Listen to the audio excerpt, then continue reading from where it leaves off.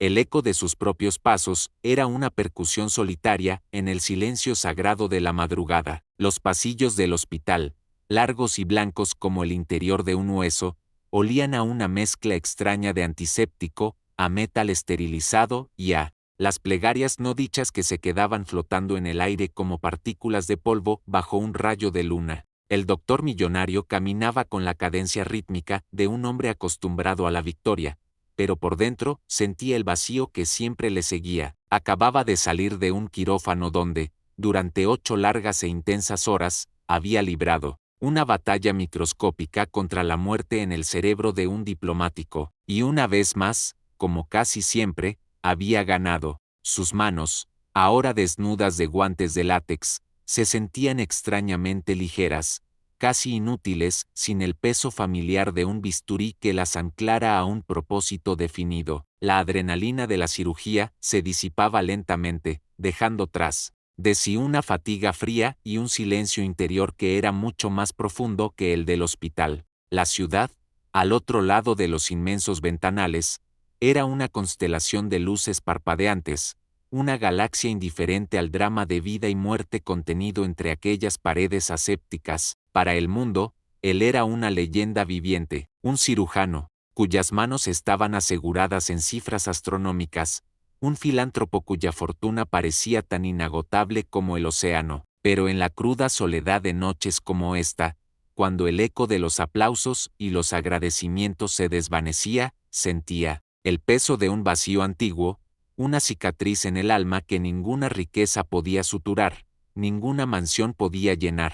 Se dirigía al estacionamiento subterráneo, a su auto de lujo que era más una armadura reluciente que un simple vehículo, un símbolo tangible de la distancia infinita que había puesto entre él y el niño que alguna vez fue, un niño que conoció el sabor amargo del hambre, el frío penetrante de un suelo de orfanato y el silencio ensordecedor de no tener a quien llamar mamá. Fue entonces, en el corredor casi desierto que conectaba el ala de cirugía con el vestíbulo principal, un túnel de luz azulada y sombras profundas, donde lo escuchó, un sonido tan frágil, tan delicado, que casi se pierde en el zumbido monótono de una lejana máquina de hielo. ¿Puedes ayudar a mi mamá? La voz era un susurro, un hilo de seda tejido con hebras de miedo y una esperanza tan pura, tan desarmante, que dolía físicamente escucharla. El doctor se detuvo en seco, su cuerpo entero se tensó, sus sentidos, afinados por años de detectar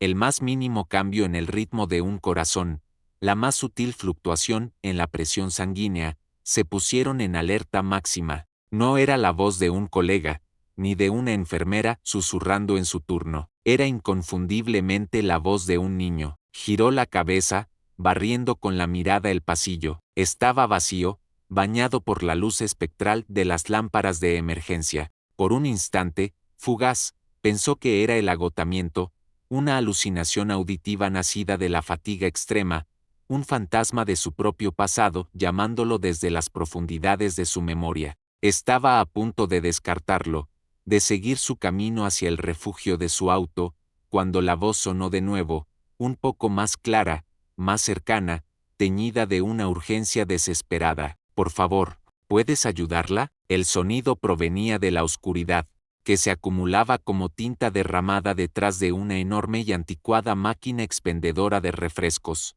Siguió el sonido, sus costosos zapatos de cuero italiano, sin hacer el menor ruido, sobre el linóleo pulido. Se movía con la cautela de quien se acerca a un pájaro herido, y allí, acurrucado en el pequeño espacio entre la máquina y la pared, lo vio, un niño, no tendría más de 7 años, hecho un ovillo como un animalito, buscando refugio de una tormenta. Llevaba unos pantalones notablemente gastados en las rodillas y una sudadera descolorida que había visto incontables lavados. Su cabello oscuro era un adorable desorden de remolinos, y sus ojos, 2 pozos enormes, oscuros y profundos, lo miraban con una mezcla desgarradora de terror absoluto y una determinación que no correspondía en absoluto a su edad. En su pequeña mano, apretaba algo con tanta fuerza que sus nudillos estaban blancos, tensos. El doctor se arrodilló lentamente, un movimiento fluido y deliberado para no asustarlo, para ponerse a su nivel, para cruzar el abismo que los separaba. La distancia entre su mundo de éxito y el de aquel niño se disolvió en ese simple gesto de humildad. «Hola», dijo en voz baja, la misma voz suave y calmada con la que tranquilizaba a los pacientes más nerviosos antes de la anestesia. «¿Estás perdido?». El niño negó con la cabeza, un movimiento corto y rápido. Sus labios temblaban, luchando por formar palabras. «Mi mamá está aquí, está enferma». «Ya veo», respondió el doctor, manteniendo el tono sereno. «¿Y las enfermeras lo saben? ¿Está en una habitación?». «Sí», susurró el niño, dando un pequeño paso fuera de las sombras. «Está en el cuarto 302, pero no la ayudan de verdad, le dan pastillas, le dicen que espere, le sonríen con los labios pero no con los ojos. Pero ella se está apagando». La palabra «apagando» salió de sus labios con una sabiduría terrible, como si entendiera perfectamente la física de una llama que se consume lentamente hasta desaparecer. El doctor sintió una punzada aguda en el pecho, una familiaridad incómoda que le revolvió el estómago. «¿Cómo te llamas?». «Leo». «Bueno, Leo, todos los doctores y enfermeras aquí son muy buenos. Estoy seguro de que están haciendo lo mejor por tu mamá». Trató de sonar convincente, pero la frase le supo a ceniza en la boca. Fue entonces cuando Leo dio otro paso adelante, saliendo por completo de la penumbra. Abrió su puño cerrado y le mostró lo que había estado protegiendo con tanto celo. Era un pequeño pájaro de madera, tallado de forma tosca, casi primitiva, pero con un cariño evidente en cada línea imperfecta. Las alas estaban ligeramente levantadas, como si estuviera a punto de emprender el vuelo. La madera, de un color claro y suave, estaba pulida por el roce constante de un pulgar infantil. «Esto es para ti», dijo Leo, extendiendo su tesoro con una solemnidad abrumadora. «Es mi pago, mi papá lo hizo para mí antes de irse al cielo. Dijo que los pájaros buenos siempre saben cómo volar a casa. Quiero que mi mamá vuele a casa conmigo. ¿Puedes hacer que vuele a casa?». El aire se quedó atrapado en los pulmones del doctor. El pájaro de madera en la palma de aquel niño pesaba más que todos los lingotes de oro que guardaba en sus bóvedas. Era un sacrificio, una ofrenda sagrada, la moneda de un reino donde la fe era la única riqueza. El mundo del doctor, un universo regido por cifras, contratos, lógica y resultados medibles, se tambaleó y se resquebrajó ante la lógica aplastante del amor de un niño. No podía aceptar aquel tesoro, era un sacrilegio, pero tampoco podía rechazar la petición que venía con él. «Quédate con tu pájaro, campeón», dijo con la voz ronca, la emoción obstruyendo su garganta. «Es demasiado valioso, guárdalo bien, solo dime el nombre de tu mamá, voy a ver qué puedo hacer». «Isabel», respondió Leo, y sus ojos enormes se iluminaron con una chispa de esperanza tan intensa que pareció iluminar el oscuro pasillo. «Se llama Isabel Rojas». El doctor se levantó, su cuerpo sintiéndose pesado, le revolvió el pelo a Leo en un gesto torpe de consuelo y le indicó que volviera a la sala de espera, donde, como supo después, una tía abuela somnolienta lo esperaba, sin haberse percatado de su pequeña y desesperada escapada. Mientras caminaba a paso rápido hacia el ala de registros, el doctor ya no sentía el cansancio de la cirugía, sentía algo mucho más potente, más urgente, el fuego de una vieja herida que se reabría, quemando desde dentro. En su mente, ya no veía el rostro de Leo, veía el suyo propio. Décadas atrás, un niño pequeño con la cara pegada a los barrotes de hierro de una ventana del orfanato, mirando la lluvia caer y rezando para que alguien, cualquiera, viniera a ayudarlo. Accedió al sistema informático del hospital con su clave de máxima autoridad. Buscó el nombre, Isabel Rojas, cuarto 302. El archivo se abrió en la pantalla, y lo que leyó le heló la sangre más que cualquier noche de invierno. En aquel orfanato, el diagnóstico era una miocardiopatía dilatada idiopática, una condición rara y agresiva que debilitaba el músculo cardíaco hasta convertirlo en una bomba inútil. La única solución era un trasplante de corazón, pero la siguiente línea fue la que lo golpeó como un puñetazo en el estómago.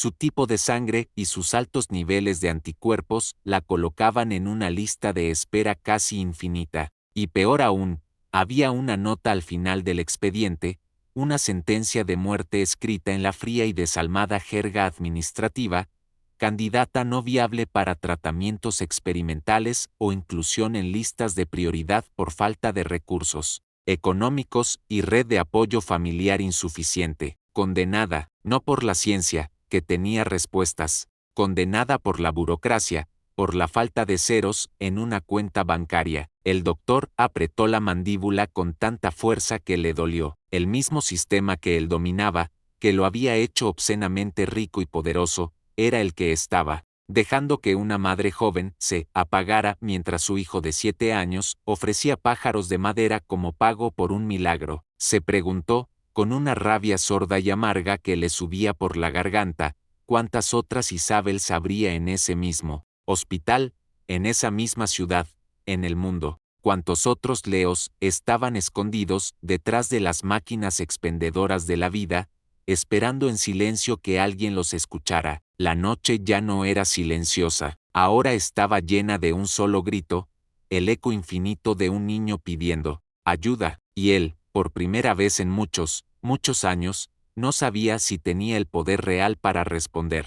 Los días siguientes se convirtieron en un borrón de obsesión. El doctor millonario se desvaneció de su vida pública. Oficialmente, se tomó unas vacaciones, algo tan inaudito en su carrera que generó todo tipo de rumores entre sus colegas, pero no viajó a ninguna isla privada ni se refugió en su mansión, en las colinas, una fortaleza de cristal y acero que de repente se sentía más como una prisión. En su lugar, usó su tiempo para orbitar el pequeño y frágil mundo de Isabel y Leo, convirtiéndose en una sombra invisible, un observador silencioso. Cambió su auto de lujo por un vehículo discreto y abollado, y se estacionó durante horas en la calle polvorienta donde vivían, un barrio de casas de cemento sin pintar y marañas de cables de luz que colgaban como telarañas desordenadas contra el cielo. Desde la distancia, vio a Isabel. Era una mujer joven, de una belleza cansada y translúcida, con la palidez de una flor que crece a la sombra. La vio salir cada mañana para trabajar,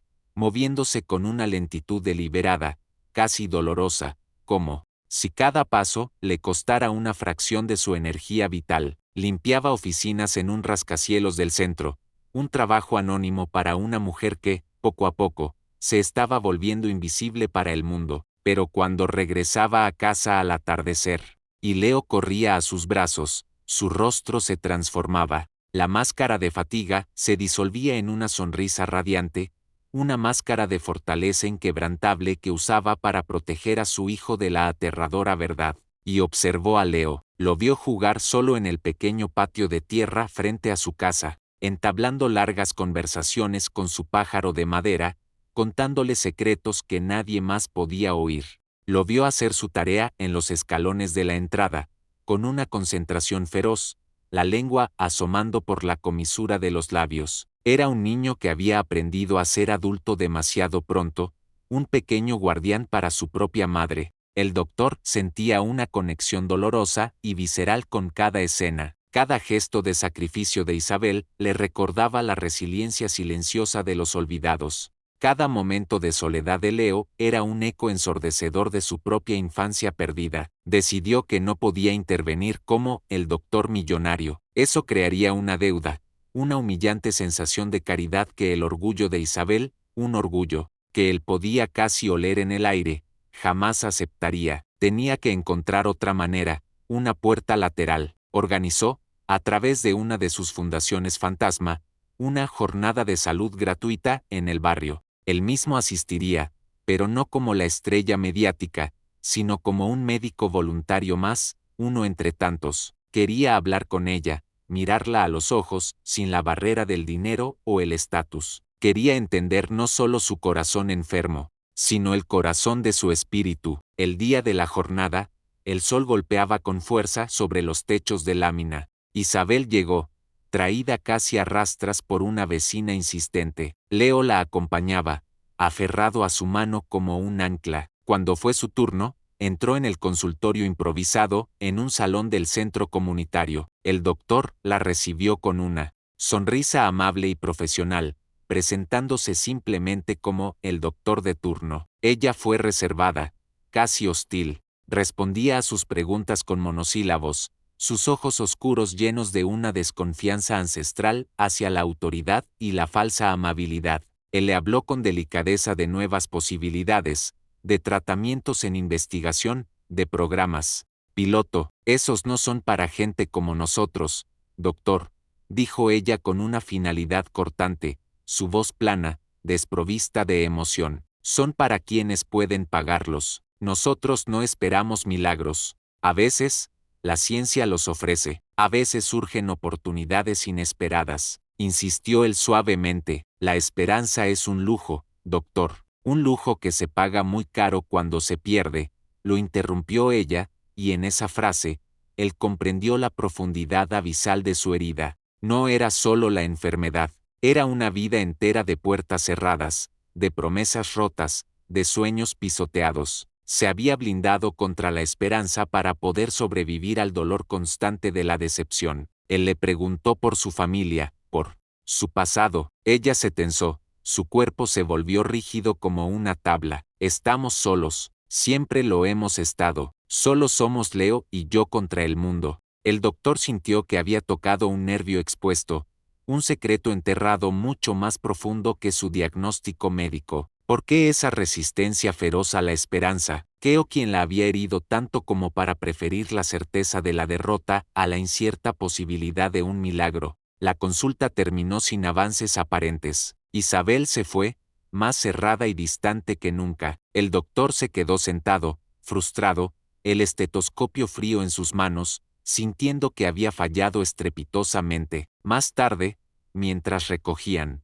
el equipo, vio a Leo sentado solo en una banca oxidada del parque cercano. Se acercó y se sentó a su lado, manteniendo una distancia respetuosa. Hola de nuevo, campeón. Leo lo miró, y una pequeña y tímida sonrisa apareció en sus labios. ¿Eres un doctor mágico? El doctor sonrió, una sonrisa genuina y cansada. No, no soy mágico, solo trato de ayudar. Mi mamá dice que la magia no existe, dijo Leo, pateando una piedrita con la punta de su zapato gastado, pero a veces me cuenta cuentos de un jardín secreto, un lugar donde nadie está enfermo y nadie está solo. Dice que en ese lugar, las flores cantan cuando estás triste y los árboles te abrazan si tienes frío. Un jardín secreto, flores que cantan. El doctor sintió un escalofrío inexplicable recorrerle la espalda. Esas eran las mismas fantasías, casi palabra por palabra, que los niños del orfanato solían inventar para soportar las noches interminables.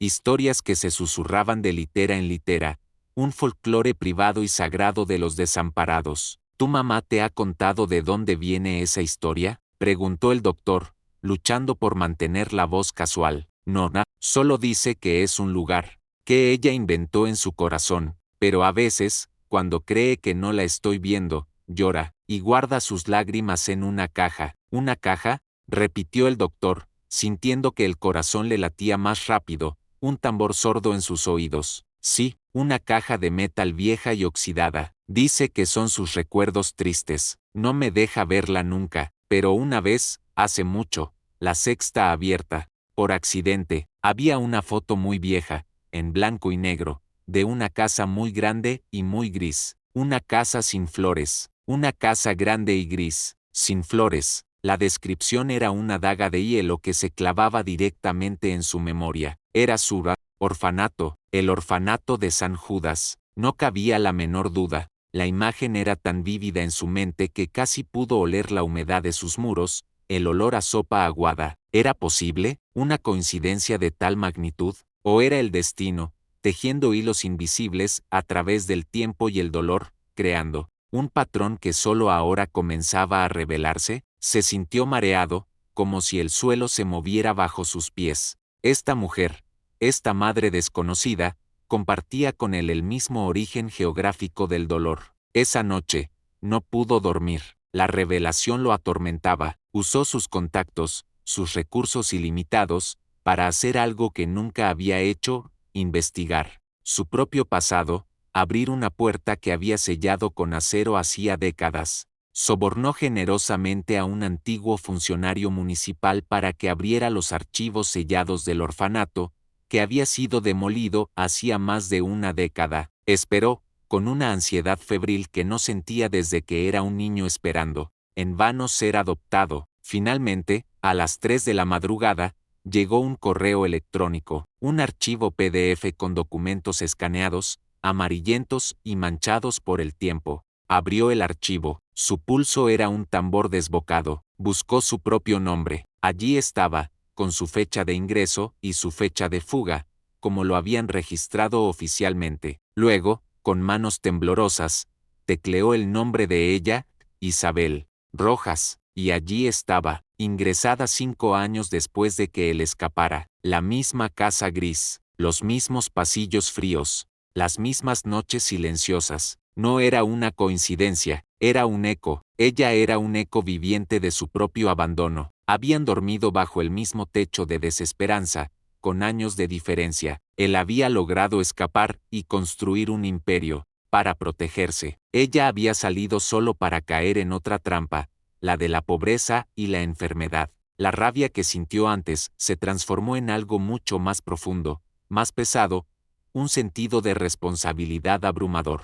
Ya no era solo un caso médico, era una deuda kármica, una deuda con la niña asustada que ella fue, con el niño perdido que él fue, con todos los niños sin nombre que se quedaron atrás. Él no solo tenía que salvarle la vida, tenía que demostrarle, de una vez por todas, que el jardín secreto podía ser real. Justo cuando tomaba esta resolución de hierro, su teléfono personal sonó, estridente en el silencio de su estudio. Era el jefe de urgencias de su hospital. Doctor, dijo la voz apresurada, llena de tensión, lamento la hora, pero tenemos un ingreso de emergencia. Es su paciente, la de la jornada de salud, Isabel Rojas. Sufrió un colapso en su casa, su corazón está fallando, y está fallando rápido. El mundo del doctor se detuvo en seco, el tiempo se había acabado. Mientras corría hacia su auto, sin siquiera cambiarse de ropa,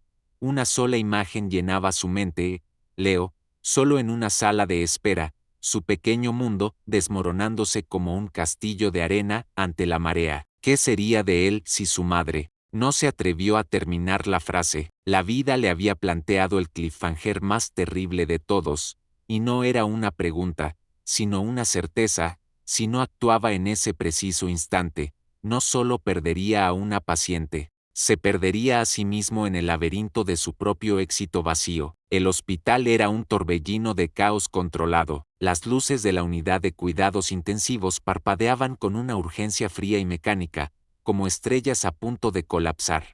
Isabel yacía inerte, conectada a un laberinto de tubos y monitores, cada pitido una sílaba en una cuenta regresiva implacable. Su rostro, en la quietud de la inconsciencia, parecía frágil como la porcelana antigua, a punto de hacerse añicos. El doctor millonario se paró fuera de la habitación de cristal, observando la escena. Ya no era un observador distante, era el epicentro de la tormenta. Vio a Leo en un rincón de la sala de espera, hecho un ovillo en una silla de plástico, naranja, tan pequeña y solo. La tía abuela lloraba en silencio a su lado, un pañuelo hecho jirones en sus manos, pero el niño no lloraba. Tenía los ojos secos, fijos en la puerta de la UCI, como un soldado esperando una orden que podría cambiar su vida para siempre. Cuando vio al doctor, se levantó de un salto y caminó hacia él, con una solemnidad que partía el alma. Abrió su mano. Dentro, de nuevo, estaba el pequeño pájaro de madera. Por favor, susurró Leo, su voz quebrada por primera vez, el sonido de un cristal rompiéndose. Empujó con fuerza el pájaro contra la mano del doctor. Mi mamá me dijo ¿ves que los pájaros buenos siempre vuelan a casa? Ayúdala a volar a casa, doctor.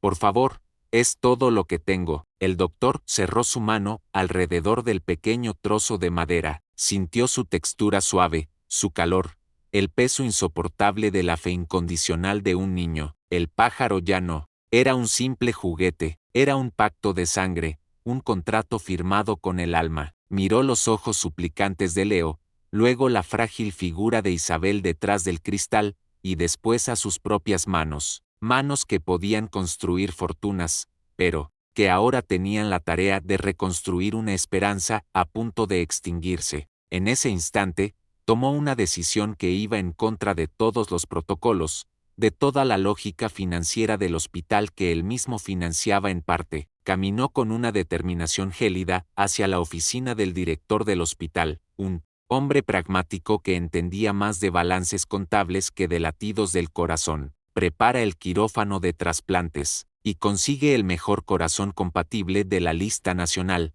ahora mismo, sin importar el costo o a quien tengamos que mover en la lista de espera, ordenó el doctor, su voz sin dejar el menor lugar a la discusión. El director lo miró, incrédulo, ajustándose las gafas. Doctor, su expediente es claro, no tiene seguro, no tiene fondos, el costo de esta operación, de los cuidados postoperatorios, estamos hablando de millones, el comité jamás lo aprobará. No necesito la aprobación del comité, respondió el doctor, su mirada tan afilada como un bisturí. Yo pagaré por todo, cada centavo, desde el helicóptero que traiga el órgano hasta el último algodón. Considérelo una donación anónima a la fundación del hospital, pero tiene que ser ahora. Se hizo un silencio tenso, pesado. El director sabía que no podía oponerse. La influencia y la fortuna del doctor eran tan legendarias como su reputación quirúrgica. Asintió lentamente, derrotado. La maquinaria se puso en marcha. Llamadas frenéticas, logística imposible, una carrera contra el tiempo desatada por la voluntad de un solo hombre. La cirugía fue una sinfonía de tensión y precisión que duró 12 horas. Dentro del santuario estéril del quirófano, el doctor millonario no fue un millonario, fue un artesano, un sacerdote, un guerrero, con el corazón nuevo y vibrante, esperando en una solución helada, luchó contra el tejido dañado, contra las complicaciones imprevistas, contra él. Fantasma del fracaso. Cada sutura que ponía no era solo para conectar arterias, era para remendar una vida rota, para coser las heridas de un pasado compartido. En los momentos de máxima concentración, no veía un órgano, veía la cara de Leo, la casa gris sin flores, y se recordaba a sí mismo la promesa que se hizo al escapar de allí, que algún día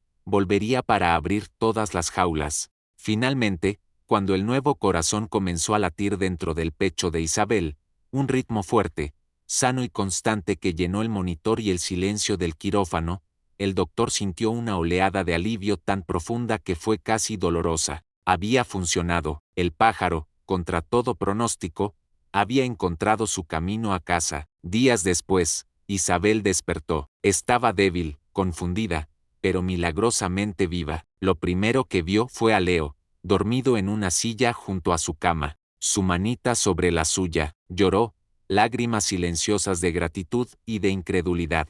Le dijeron que un donante anónimo había cubierto todos los gastos, un milagro caído del cielo. Una tarde, cuando ya estaba más fuerte, el doctor fue a visitarla. No llevaba su bata blanca de autoridad, sino ropa de calle. En sus manos, llevaba el pequeño pájaro de madera. «Hola, Isabel», dijo suavemente desde la puerta. Ella lo miró, reconociéndolo como el doctor de la jornada de salud. Una chispa de comprensión brilló en sus ojos. «¿Usted?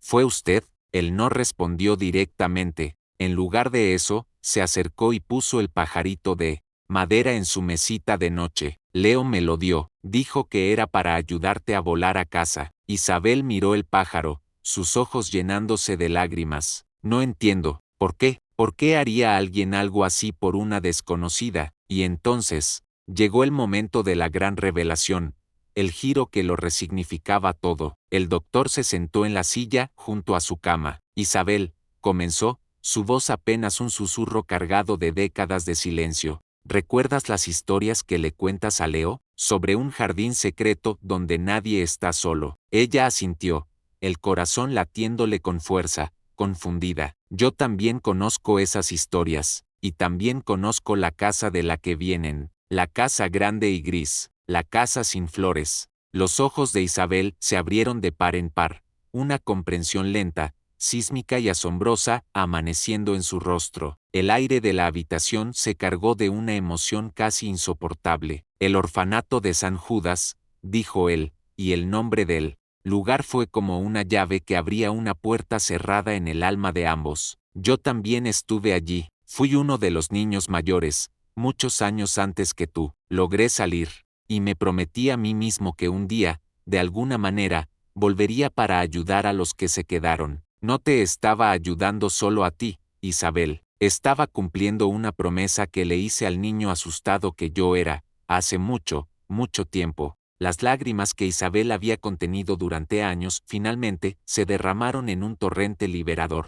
No eran lágrimas de tristeza, sino de catarsis, de una comprensión tan profunda que sanaba heridas que ni siquiera sabía que tenía. No había sido caridad, no había sido lástima, había sido un acto de reconocimiento, un círculo de dolor que por fin se cerraba a través de las décadas. Un huérfano salvando a otra. Meses después, la escena es un parque bañado por el sol dorado de la tarde. La hierba es de un verde vibrante, casi irreal. Isabel, con el color de la vida de vuelta en sus mejillas, ríe a carcajadas mientras empuja a Leo en un columpio. Su risa es el sonido más saludable y hermoso del mundo. Ya no es una flor marchita, es un roble fuerte y lleno de vida. El doctor millonario los observa desde la distancia, apoyado en un árbol. No necesita acercarse, no necesita agradecimientos. Su recompensa es esa risa, esa imagen de vida restaurada. Pero Leo lo ve, salta del columpio en movimiento y corre hacia él,